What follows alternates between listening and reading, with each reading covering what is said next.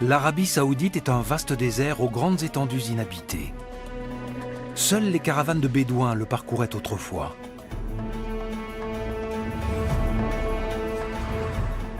De nos jours, c'est l'une des nations les plus riches au monde. Elle abrite des centres religieux essentiels pour les musulmans.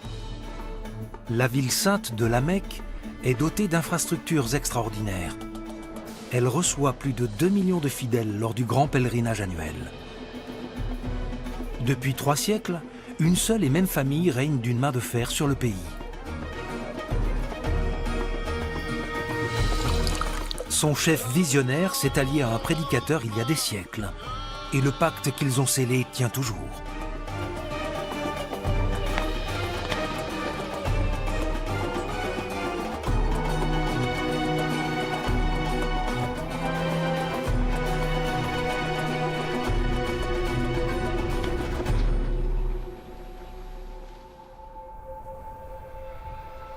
L'Arabie saoudite possède des paysages lunaires, brûlés par le soleil. Son territoire est 4 fois plus grand que celui de la France. Mais il est en grande partie inhabité. Avec ses montagnes, ses déserts et ses volcans, la péninsule arabique est un milieu des plus inhospitaliers.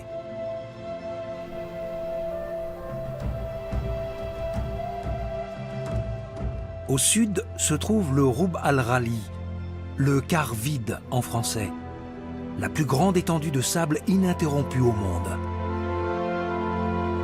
Au nord dominent les dunes rouges du Nefoud, un autre désert. Mais l'Arabie possède aussi des oasis qui sont cultivées depuis très longtemps.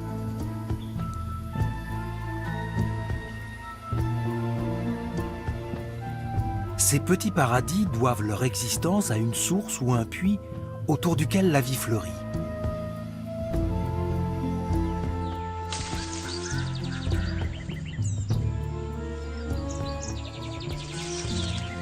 La faune et la flore se sont adaptées aux conditions extrêmes du désert. Les hommes aussi. Pour eux, les oasis sont des îlots de verdure au milieu d'une mer de sable et de pierre.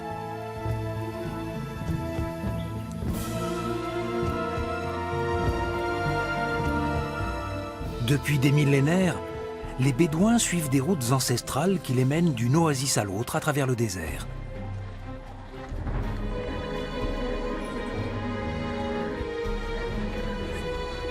Toutes leurs possessions tiennent sur le dos de quelques dromadaires.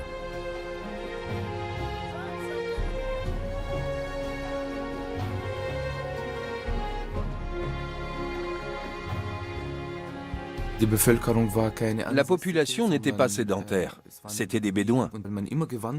Et comme ils étaient toujours en train de se déplacer, ils ne pouvaient pas vraiment s'appuyer sur la génération précédente pour bâtir quelque chose.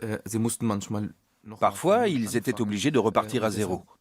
Cela explique que cette région n'ait jamais vu éclore une civilisation avancée comme celle qu'on connaît en Irak ou en Syrie, par exemple. Pourtant, le nord de la péninsule arabique était peuplé bien avant que n'apparaissent les grandes civilisations de l'Antiquité. Ces gravures rupestres en témoignent. Les plus anciennes ont 7000 ans. Et elles révèlent des choses surprenantes.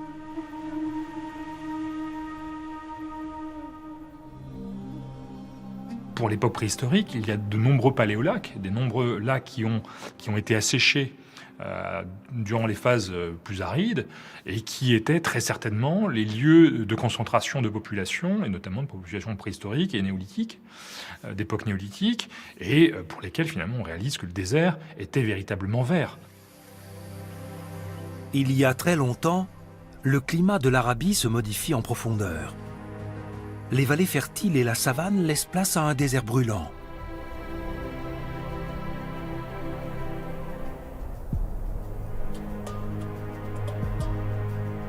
Pour y survivre, l'homme a besoin de compagnons bien choisis, comme le dromadaire, dont l'organisme est parfaitement adapté à la vie dans le désert.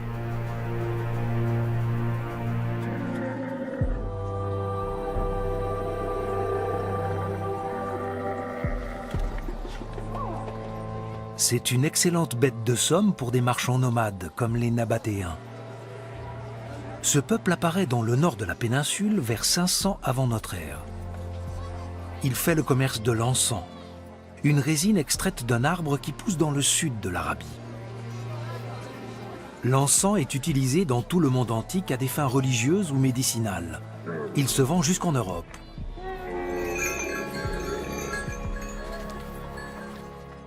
Les Nabatéens contrôlent les routes commerciales de la péninsule arabique, de l'actuel Yémen au sud jusqu'à leur zone de peuplement au nord.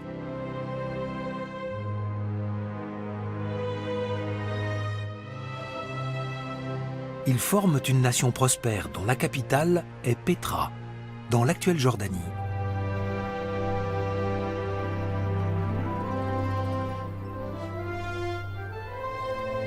Au début du premier millénaire de notre ère, la ville compte peut-être jusqu'à 40 000 habitants et s'enorgueillit de magnifiques tombeaux taillés dans la roche. Madaïn Saleh, dans le nord-ouest de l'actuelle Arabie saoudite, est l'avant-poste méridional des Nabatéens. C'est un important carrefour de commerce, comme en témoigne la centaine de sépultures monumentales creusées dans la pierre il y a plus de 2000 ans.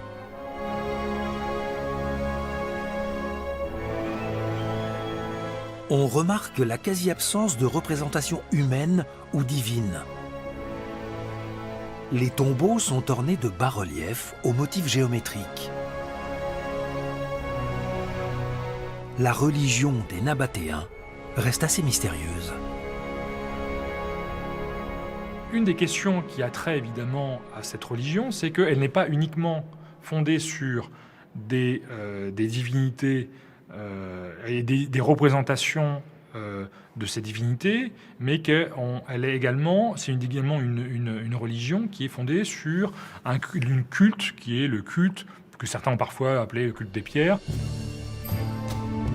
Selon des textes antiques, les peuples d'Arabie vénèrent entre autres des pierres sacrées qu'ils laissent généralement brutes, ainsi que des formations rocheuses naturelles remarquables.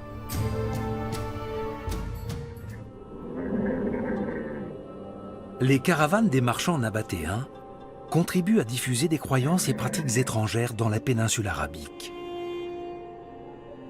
Il s'agit aussi bien du polythéisme des Grecs et des Romains que du monothéisme des Juifs et des chrétiens. Ces religions vont d'abord coexister assez paisiblement. À l'époque, un carrefour de commerce se trouve à proximité de l'actuelle ville de La Mecque. Il abrite un site religieux bédouin très ancien.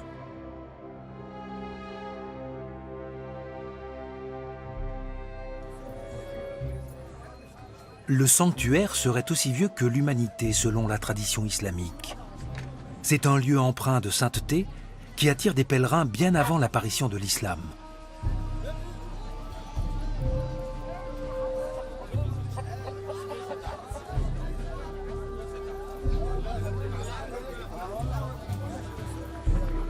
Le monument est un simple cube. Mais autour de lui, une véritable industrie du pèlerinage se développe déjà. Il faut imaginer que des pèlerins se rendent dans des lieux précis, qui sont peut-être un arbre, ou une pierre, ou ce cube, cette Kaaba, parce qu'ils espèrent quelque chose en retour. Je vais là, je célèbre certains rites, je fais peut-être aussi une offrande, et en retour, je reçois une bénédiction, voire l'aide d'une divinité.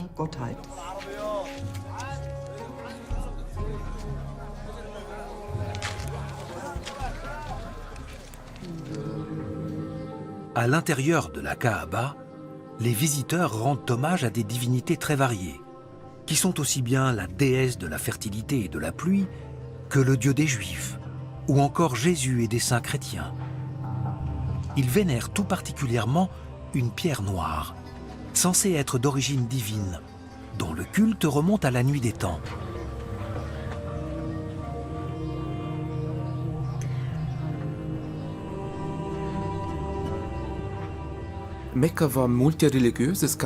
À la Mecque, il y avait plusieurs religions, plusieurs conceptions du monde, comme on dirait aussi aujourd'hui. Le ciment de la société, ce n'était pas la religion, mais la loyauté envers une tribu. Il y avait différentes tribus et chacune avait ses propres lois.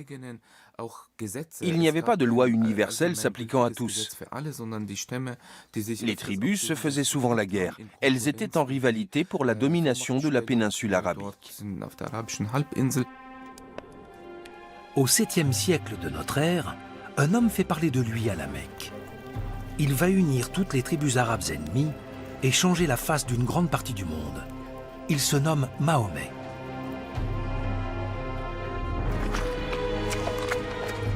D'après le Coran, un ange lui a transmis les paroles de Dieu.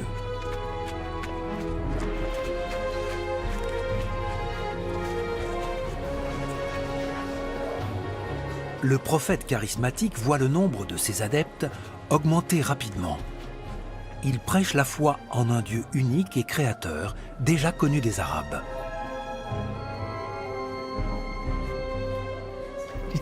On voit très bien qu'il y a des points communs avec le judaïsme et le christianisme, puisque le dogme central est qu'il y a un seul Dieu. Ce Dieu unique a créé l'homme et tout l'univers. Il veille sur l'humanité et attendait l'obéissance. À la fin des temps, il jugera les hommes et les enverra soit en enfer, soit au paradis à ses côtés.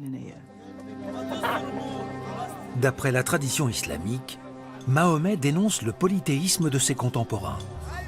Mais cela déplaît aux prêtres et aux commerçants de la Mecque, pour qui les flots de pèlerins représentent une manne financière. Une querelle éclate entre eux, et le prophète finit par être chassé de la ville en 622. Il trouve refuge à Médine, où il continue à transmettre ses révélations à ses compagnons. Après sa mort, ces révélations seront mises en ordre pour former le Coran. En fondant l'islam, Mahomet va marquer profondément l'humanité. C'est l'une des grandes figures de l'histoire mondiale. 8 ans après son départ pour Médine, Mahomet revient à la Mecque avec une troupe armée. Il prend la ville, qui n'oppose quasiment aucune résistance, et entreprend aussitôt de débarrasser la Kaaba des idoles qu'elle contient.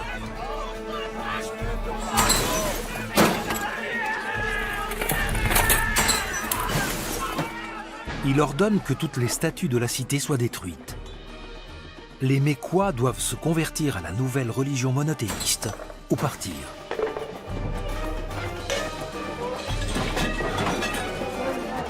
La Kaaba devient le centre de l'islam. Mahomet épargne la pierre noire, et la tradition dit qu'il l'encastre lui-même dans un angle du bâtiment, où elle se trouve toujours.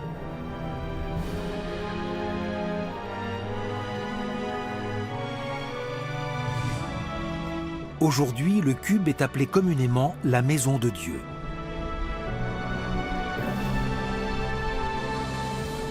Les pèlerins en font plusieurs tours rituels en partant de la pierre noire. La nature de cette pierre reste un mystère.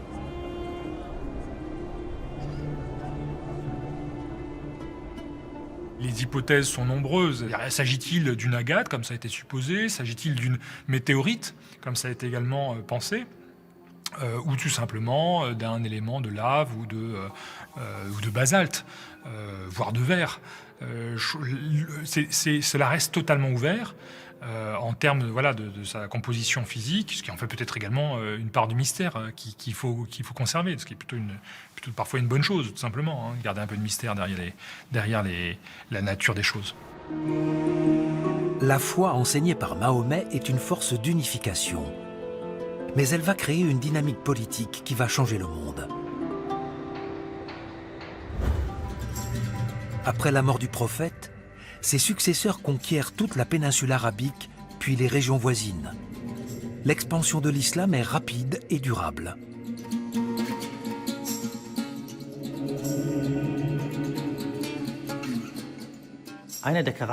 L'une des caractéristiques de l'islam a contribué à son succès. C'est sa flexibilité. Devenir musulman n'est pas très compliqué. On n'a pas besoin d'avoir de grandes connaissances théologiques pour se rallier à la communauté des fidèles. Il est facile d'y entrer. C'est la base du succès de cette religion. Comme le christianisme, elle peut se pratiquer partout dans le monde et s'adapter à tous les contextes et toutes les cultures.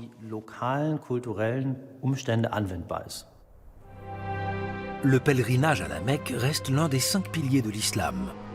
Chaque musulman doit l'accomplir une fois dans sa vie. Autrefois, les caravanes de pèlerins voyageaient durant des mois pour rejoindre la ville sainte.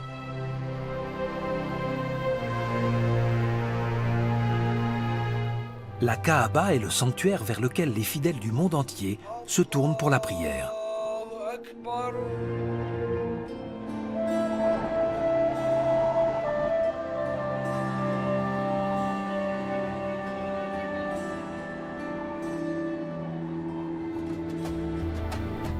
La petite cité caravanière est devenue un immense centre de pèlerinage, capable d'absorber plus de 2 millions de visiteurs à la fois.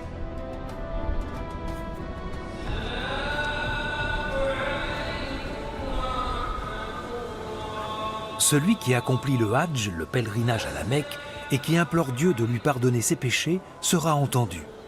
Telle est du moins la croyance partagée par de nombreux musulmans. Il est dit aussi qu'une seule prière accomplie dans la mosquée de la Mecque en vaudrait 100 000 faites dans une mosquée quelconque.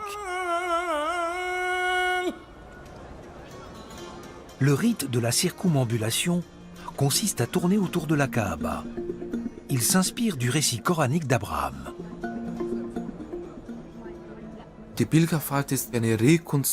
Le pèlerinage est une reconstitution du récit selon lequel Abraham a construit la Kaaba et a tourné 7 fois autour d'elle. Son empreinte serait encore visible aujourd'hui, dans une petite construction à côté du cube. C'est un symbole. Et toute cette symbolique permet de reconstituer une expérience.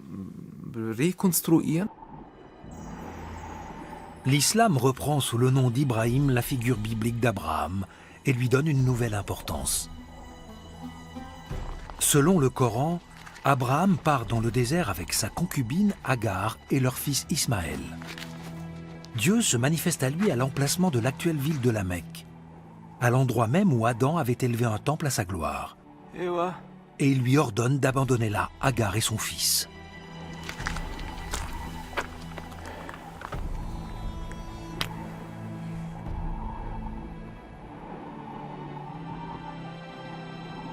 Ce récit d'Abraham montre très bien que Mahomet reprend les récits bibliques, mais qu'il les raconte autrement. Il y a Abraham, qui est le père fondateur auquel l'islam se réfère, et sa femme, Agar, qui reçoit l'aide divine au cours d'un épisode dramatique où elle craint pour la vie de son jeune fils. C'est très intéressant de voir comme Mahomet reprend la Bible et la raconte autrement pour mieux s'en servir. Agar cherche désespérément de l'eau pour sauver son fils et elle-même d'une mort certaine.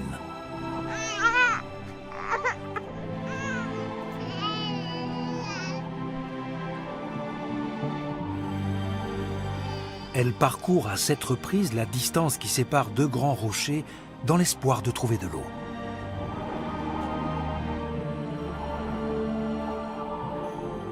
Dieu lui vient alors en aide. Une source jaillit de la terre au pied de son enfant.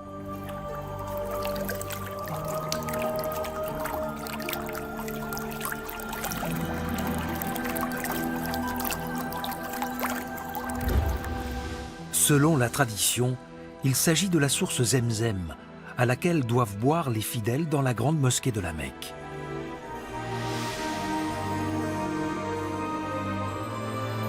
Les 2 rochers entre lesquels Agar a cherché désespérément de l'eau se nomment Safa et Marwa. Ils se trouvent aujourd'hui sous une esplanade dans l'enceinte de la mosquée. En souvenir d'Agar, les fidèles parcourent 7 fois la distance qui les sépare. Au moment où le pèlerin va et vient entre les deux rochers, il est libre de donner une certaine connotation au rite. Où suis-je actuellement? Qu'est-ce que je cherche dans la vie? Qu'est-ce qui est important ou nécessaire pour survivre de nos jours au sens spirituel? De nouveau, la spiritualité entre en jeu. Le pèlerinage tout entier est un voyage à l'intérieur de soi-même. À la fin du premier jour du pèlerinage, les fidèles quittent la ville. Ils marchent 5 km habillés de blanc, comme il est prescrit, pour rejoindre la vallée de Mina, à l'est de la Mecque.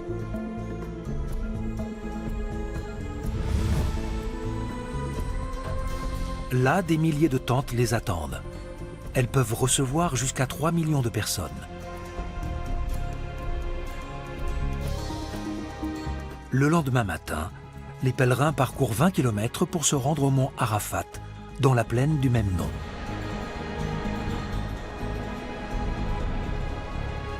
Dans la tradition musulmane, la station ou l'arrêt sur le mont Arafat est un élément obligatoire du Hajj.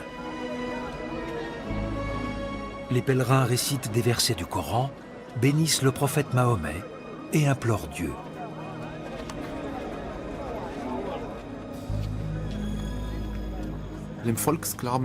Il y a une croyance populaire selon laquelle celui qui a fait le pèlerinage est lavé de tous ses péchés. Raison pour laquelle un certain nombre veulent attendre d'être vieux pour l'accomplir. Ils se disent pour l'instant, je profite de la vie. Je ne veux pas renoncer à l'alcool ou à mes affaires, quelles qu'elles soient. Je n'ai pas le temps de prier, j'ai trop de choses à faire. Mais plus tard, j'irai à la Mecque et je commencerai une nouvelle vie. À l'aube du 3e jour, les pèlerins repartent pour la Mecque. Le grand pèlerinage dure entre 4 et 6 jours et n'a lieu qu'une fois par an. C'est l'un des plus grands rassemblements au monde. Il constitue une source inépuisable de revenus pour les commerçants saoudiens. Une organisation minutieuse est mise en place pour garantir la sécurité des pèlerins. Les mouvements de foule peuvent en effet faire des victimes, comme cela s'est déjà produit sur le pont piétonnier de Jamarat. Les pèlerins parcourent ce pont lors du rituel de la lapidation de Satan, Shaitan, qui consiste à jeter 7 pierres sur des piliers symbolisant le diable. Ils rentrent ensuite à la Mecque.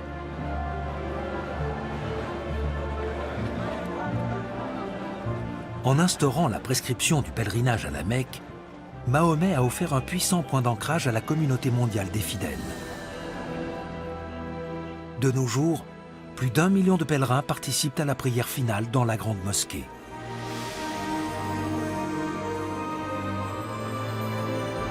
Le pèlerinage se termine par une ultime circumambulation de la Kaaba. La kiswa, la tenture de soie noire qui recouvre le cube, est renouvelée chaque année. Les visiteurs de marque en reçoivent un morceau.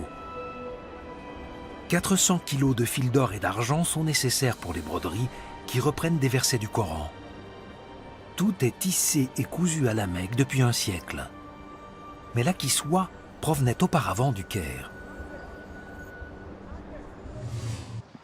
À cette époque, elle était portée chaque année en procession depuis l'Égypte jusqu'à l'Arabie. En 1926, une querelle éclata entre les deux pays et l'Égypte perdit le privilège qu'elle avait depuis plusieurs siècles de fabriquer la précieuse tenture.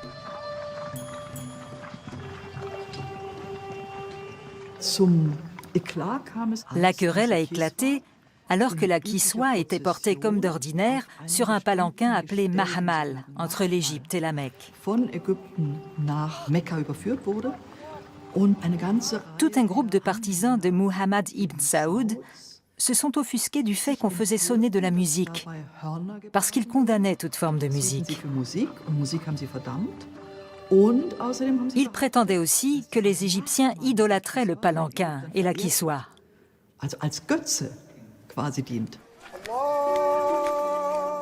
Dès cette époque, l'islam pratiqué en Arabie saoudite est le plus rigoureux de tous. On l'appelle le wahhabisme, du nom de son fondateur, Muhammad ibn Abd al-Wahhab. Ce théologien arabe du début du XVIIIe siècle brillait par ses connaissances dès son plus jeune âge.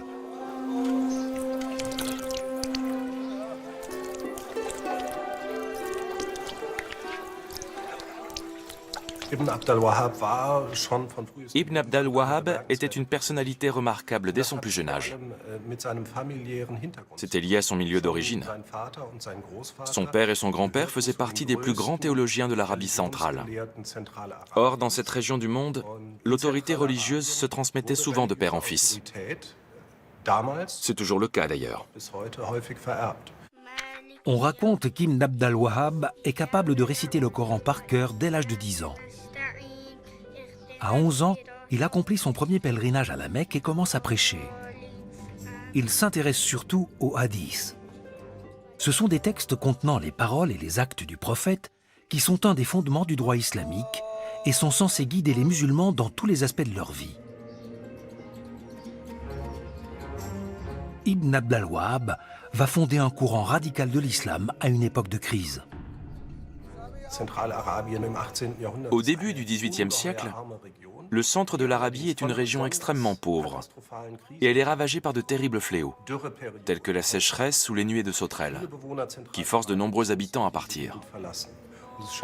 Ibn Abd al-Wahhab semble chercher un remède à cet acharnement du sort. Il se demande pourquoi Dieu punit ainsi ses compatriotes. Et sa réponse à son retour de Médine, c'est qu'il convient de revenir à l'islam véritable que pratiquaient les pieux ancêtres au 7e siècle. Voilà sa solution. L'islam, c'est la soumission à la volonté de Dieu. L'interprétation qu'en fait Ibn Abd al-Wahhab est un appel à s'en tenir strictement au fondement de la religion. Il ne reconnaît que la tradition islamique considérée comme authentique, la sunna. Il rejette tout le reste. L'essentiel de la doctrine de Muhammad ibn Abd al-Wahhab consiste à dire « l'islam a des principes très clairs qui se sont dilués dans divers courants musulmans. Ces principes, c'est d'abord l'unicité de Dieu. Il n'y a qu'un seul et unique Dieu. Ensuite, tout ce qui n'existait pas à l'époque du prophète Mahomet doit être interdit. Cela concerne par exemple la musique ou le tabac. C'est une doctrine très stricte. Ibn Abd al-Wahhab considère que ceux qui ne suivent pas ces règles se sont écartés de la foi. Mais il va trop loin aux yeux des habitants de son village qui finissent par le chasser.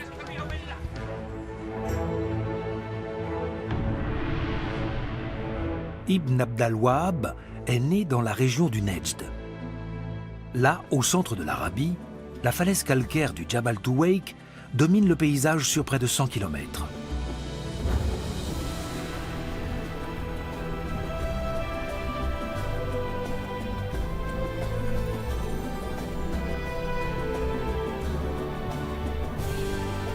À la saison des pluies, des oueds se gorgent d'eau à ses pieds, ce qui permet une agriculture irriguée traditionnelle. Le sol alluvial nourrit une végétation luxuriante, comme dans l'oasis de Dariyah, sur laquelle règne le clan Al-Saoud.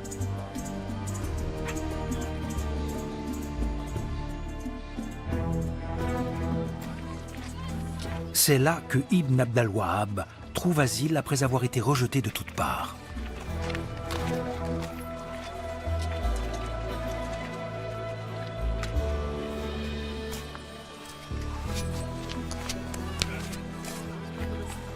L'émir Muhammad ibn Saoud est tout prêt à l'écouter.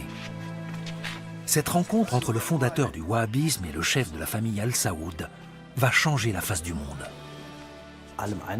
Selon toute vraisemblance, ces deux hommes ont de la sympathie l'un pour l'autre. Ils sont tous les deux déterminés et se sentent investis d'une mission tout en étant des outsiders. Ils n'ont pas encore réussi à concrétiser leur ambition, en raison de forces contraires et d'intérêts extérieurs. Mais ils vont s'allier. Le premier accorde l'asile au second, qui en retour l'aide à légitimer son autorité. Ce sont deux figures très charismatiques, et chacun voit un allié précieux dans l'autre.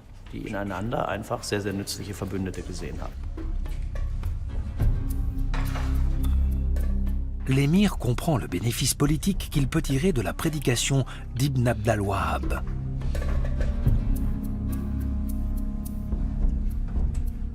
En effet, selon la tradition islamique, le monde est séparé en deux, entre la maison de la paix où règne l'islam et la maison de la guerre où vivent les infidèles.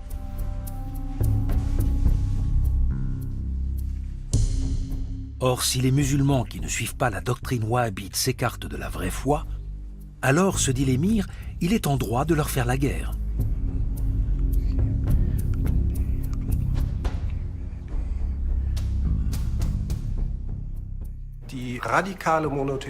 Cette doctrine monothéiste extrémiste a des conséquences politiques. Ibn Abd al-Wahhab pense en effet que seuls ceux qui suivent strictement les principes qu'il défend, les enseignements de Dieu, sont de véritables musulmans. Cette interprétation conduit à considérer comme impies les autres tribus, et encore plus les Ottomans ou les Égyptiens, qui sont les deux grandes nations voisines. Dès lors, il est possible de les combattre dans une guerre sainte qu'on appelle djihad. Voilà comment une doctrine qui est religieuse à la base acquiert une incroyable capacité à déclencher des conflits. En 1744, Muhammad ibn Saoud et Ibn Abd al-Wahhab concluent une alliance. L'émir imposera la doctrine du prédicateur sur son territoire. En retour, ce dernier donnera une plus grande légitimité à ses actions. Il y a eu une instrumentalisation réciproque qui a permis aux deux hommes d'établir leur autorité. Malheureusement, aux dépens d'un islam éclairé, d'un islam éthique et spirituel. L'émir va s'appuyer sur le prédicateur pour concrétiser ses grands projets.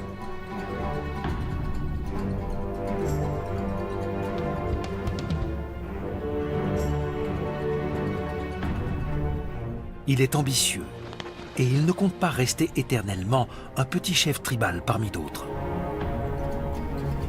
Par la guerre sainte, il se lance dans une politique de conquête.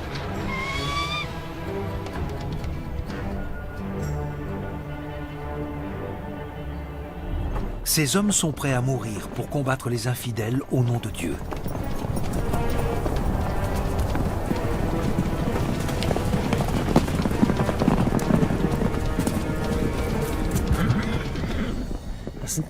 Ce ne sont pas de simples mercenaires qu'on rassemble. Ces hommes ont une véritable formation wahhabite. On leur inculque la doctrine religieuse, ce qui n'est pas commun.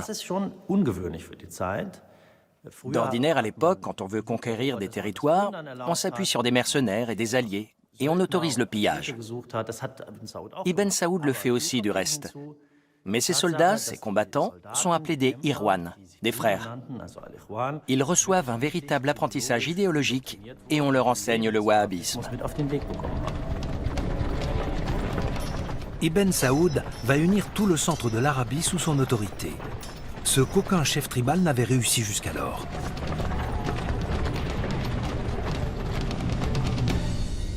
À partir de 1745, il soumet un territoire après l'autre et permet au fondateur du wahhabisme d'y diffuser sa doctrine.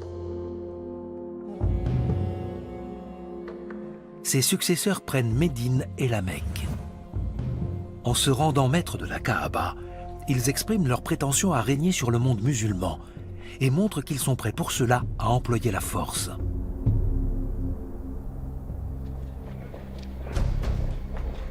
Déjà 2 ans auparavant, les Wahhabites ont saccagé des mosquées et des lieux saints chiites dans l'actuel Irak et tué des milliers de personnes. À présent, ils s'en prennent aux principaux lieux saints de l'islam, qui plus est au nom du prophète Mahomet. Les Al-Saoud se montrent impitoyables en Arabie.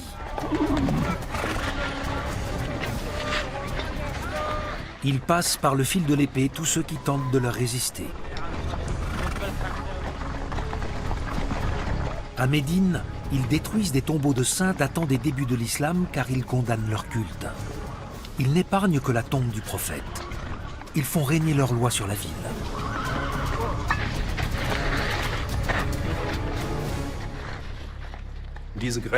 La destruction de ces tombes et l'adoption de règles wahhabites pour le pèlerinage créent de grandes tensions dans le monde musulman.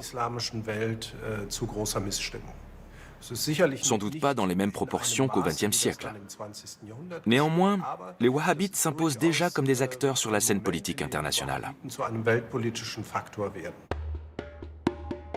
De nos jours, peu de monuments subsistent de l'époque pré-wahhabite. Le plus connu est la mosquée du prophète à Médine, reconnaissable à sa coupole verte qui protège la tombe de Mahomet. La construction d'origine a été maintes fois agrandie. Aujourd'hui, c'est l'un des édifices religieux les plus vastes du monde. Les wahhabites les plus intégristes réclament qu'on déplace la dépouille du prophète en un lieu secret. Ils craignent que la magnificence du tombeau ne conduise les fidèles à la vénérer comme une relique.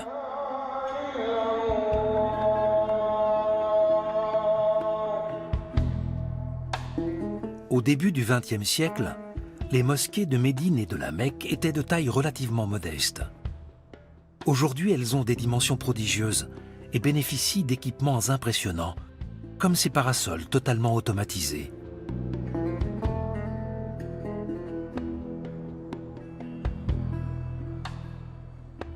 Chacun d'eux étend son ombre sur plusieurs centaines de mètres carrés. Au cours des dernières années, la monarchie saoudienne a dépensé l'équivalent de 5,3 milliards d'euros pour l'embellissement de la mosquée.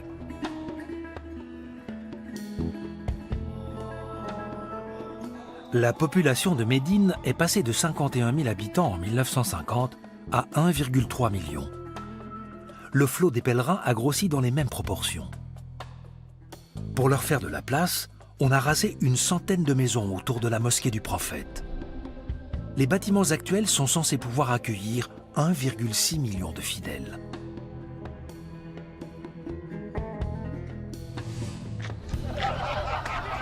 Pour les wahhabites, peu de plaisirs sont compatibles avec une vie pieuse.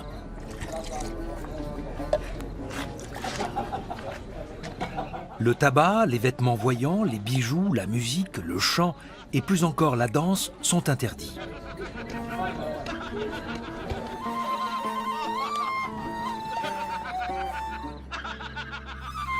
Ceux qui enfreignent ces règles risquent le fouet, une mutilation, voire la mort.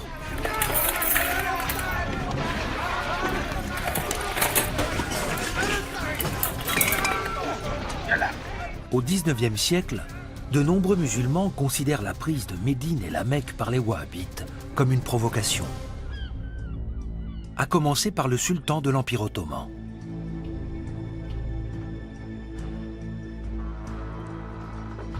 Comme ses prédécesseurs, le souverain ottoman règne sur une grande partie du monde arabe. Il porte le titre de calife, attribué au successeur du prophète Mahomet, et il est le chef des musulmans sunnites. Il envoie aussitôt des troupes mater la révolte.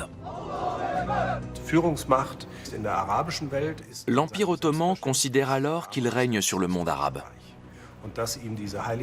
Qu'une secte quasiment inconnue lui prenne ces lieux saints de manière si ignoble constitue à ses yeux une provocation qu'il ne peut pas laisser impunie.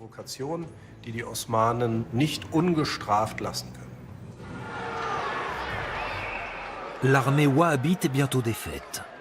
Le 17 décembre 1818, le chef du clan Al-Saoud, Abdallah, est décapité à Constantinople, la capitale de l'Empire ottoman.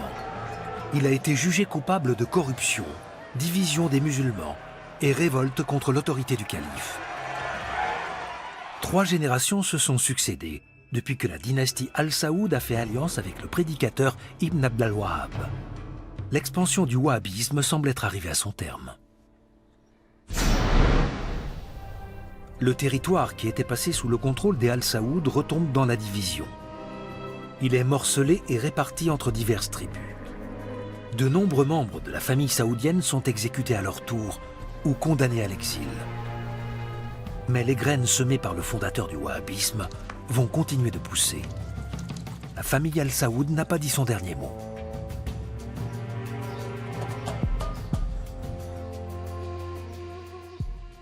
Ce n'était pas simplement une révolte tribale, dirigée par un émir qu'il suffisait d'éliminer pour régler le problème.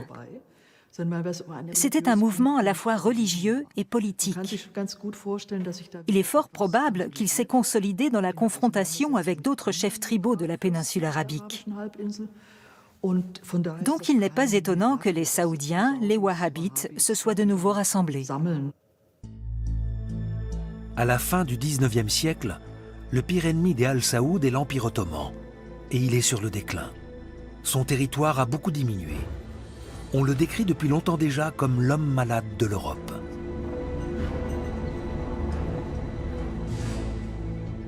Pour renforcer son emprise sur le monde musulman, le sultan Abdulhamid II se lance dans un projet moderne et ambitieux. La construction d'une ligne de chemin de fer entre Damas et les villes saintes d'Arabie. Longue de 1300 km, elle suit une route ancestrale de pèlerinage à travers le désert, ce qui ne fait pas l'affaire des Bédouins. Les tribus tiraient profit des caravanes de marchands, mais aussi des caravanes de pèlerins qui dépensaient de l'argent sur leur passage, exactement comme les touristes de nos jours. Les pèlerins faisaient étape pour la nuit, dépensaient pour le gîte et le couvert, et s'acquittaient d'un droit de passage. Mais à partir du moment où le chemin de fer ottoman est arrivé, les Bédouins ont littéralement regardé le train passer.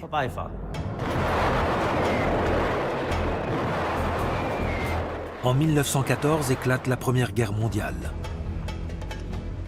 Le sultan ottoman entre en guerre aux côtés de Guillaume II, l'empereur allemand. Cette alliance sera lourde de conséquences. Quelques tribus arabes voient dans le conflit une occasion de se libérer de la domination ottomane. Ils se rapprochent des Anglais et déclenchent un soulèvement. Laurence d'Arabie fera entrer la révolte arabe de 1916 dans l'histoire en relatant les opérations de sabotage et les attaques des insurgés dans sa célèbre autobiographie.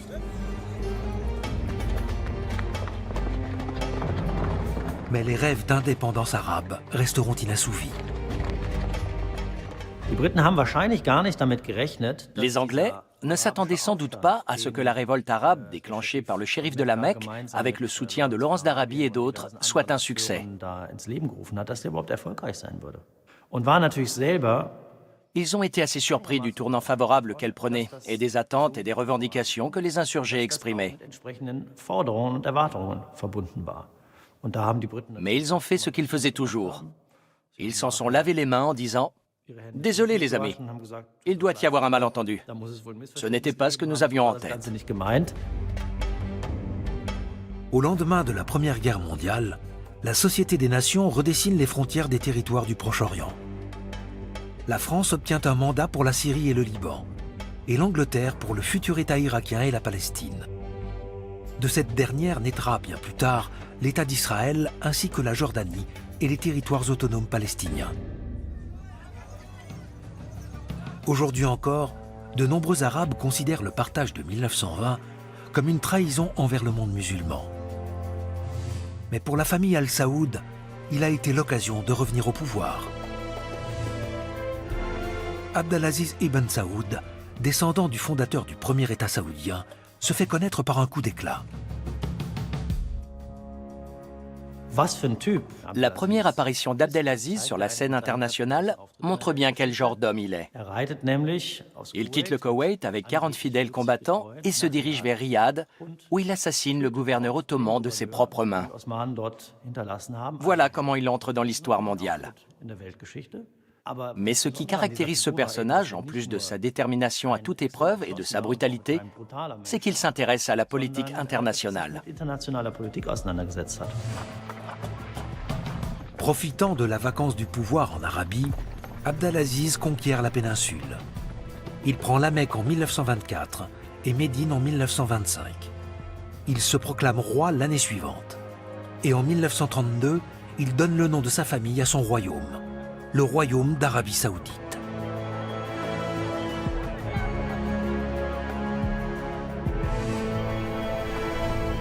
Le drapeau national saoudien est une profession de foi. Il atteste qu'il n'y a pas de divinité en dehors de Dieu et que Mahomet est son envoyé. La couleur choisie, le vert, est réputée être celle du fondateur de l'islam.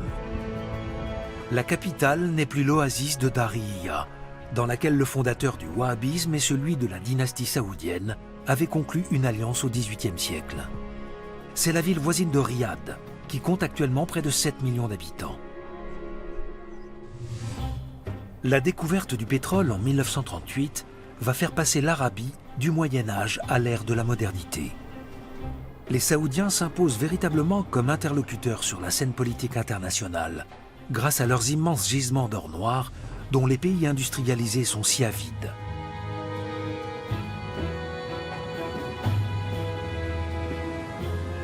En 1945, le roi Abdelaziz rencontre l'homme le plus puissant du monde occidental, le président américain Franklin Delano Roosevelt.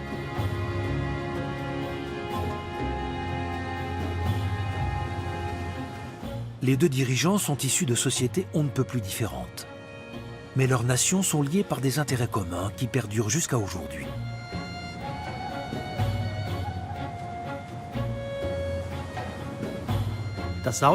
À l'époque, pour les Américains, le pétrole saoudien est important pour les aider à bâtir leur puissance. Mais le rôle de l'Arabie saoudite ne s'arrête pas là. C'est également l'un des rares pays qui ne risque pas de basculer dans le communisme. Et si d'autres pays de la région le font, les Américains peuvent être sûrs que la monarchie saoudienne wahhabite fera tout pour éviter la contagion. Aux yeux des Saoudiens, le communisme est un athéisme dangereux. Mais le capitalisme l'est tout autant, car il nourrit la tentation du consumérisme.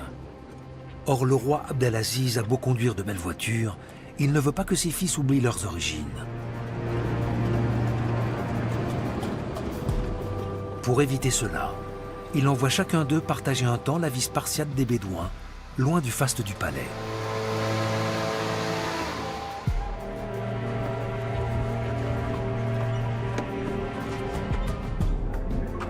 La vie simple, la culture et la mentalité des habitants du désert s'accordent bien à la doctrine rigoriste des Wahhabites. Dans le désert, les jeunes princes s'habituent à marcher pieds nus et ils apprennent à monter les chevaux et les chameaux. Leur père leur impose ces séjours pour les endurcir et les préparer à exercer des responsabilités. Le moment venu, il choisira seul son successeur. Pour préserver toute son autorité, il prive en effet les anciens du droit de codécision dont ils jouissaient traditionnellement. Plus encore qu'au titre de roi, Abdelaziz et ses successeurs tiennent à celui très honorifique de serviteurs des deux lieux saints, car c'est le véritable fondement de leur autorité. Dans les années 1970, le prix du baril de pétrole monte en flèche, et les Saoudiens utilisent les pétrodollars comme instrument de leur politique. Ils modernisent l'Arabie et nouent des relations plus étroites avec l'Occident. Mais cette ouverture suscite des critiques à l'intérieur du pays. Certains reprochent à la famille royale saoudienne de s'être éloignée de l'idéal puritain du wahhabisme. Le 20 novembre 1979, le mécontentement de ces fondamentalistes s'exprime de manière spectaculaire. 500 d'entre eux, lourdement armés, prennent la grande mosquée de la Mecque et retiennent des fidèles en otage. L'armée est forcée d'intervenir.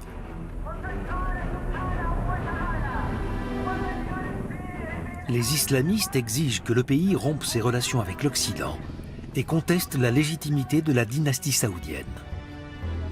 Il faudra l'aide des forces spéciales françaises pour venir à bout des terroristes. Ils seront tous exécutés, à commencer par leur chef. Mais ces forcenés auront réussi à faire évoluer la monarchie saoudienne. La famille royale prend conscience qu'elle a un problème d'autorité sur le plan intérieur. Et elle décide d'y remédier en opérant une sorte de tournant conservateur wahhabite. À partir de 1979, elle donne carte blanche aux théologiens wahhabites pour régimenter la société saoudienne. Des universités islamiques sont créées un peu partout dans le pays. Elles forment une jeune génération de fondamentalistes qui ont pour mission de diffuser la doctrine wahhabite. L'Arabie saoudite va bientôt exporter cet islam extrêmement strict dans le monde entier.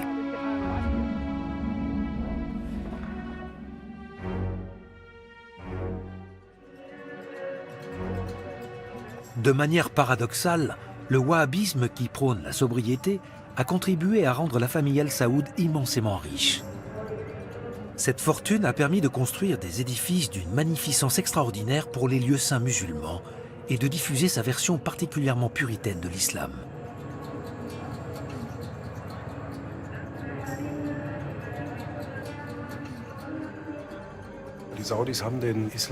Si les Saoudiens ont transformé l'islam, c'est surtout en donnant une importance considérable à un mouvement réformateur qui était né à la périphérie du monde musulman. Le wahhabisme compte désormais sur la scène politique internationale. Cela n'est possible que parce que l'État saoudien, fort de tout son argent et sa puissance, veille à ce que cette doctrine wahhabite se perpétue au XXIe siècle.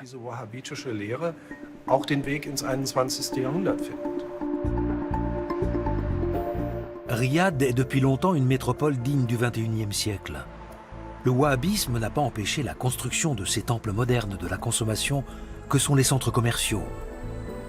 Mais les idées de l'Occident se diffusent en même temps que ces marchandises. Si bien qu'on entend désormais à Riyad des appels à la démocratie, à plus de participation des sujets et à l'émancipation des femmes. L'avenir de l'Arabie saoudite est lié à l'adhésion des sujets au pouvoir. Or, nombre d'entre eux dépendent financièrement de la famille royale et de sa fortune colossale.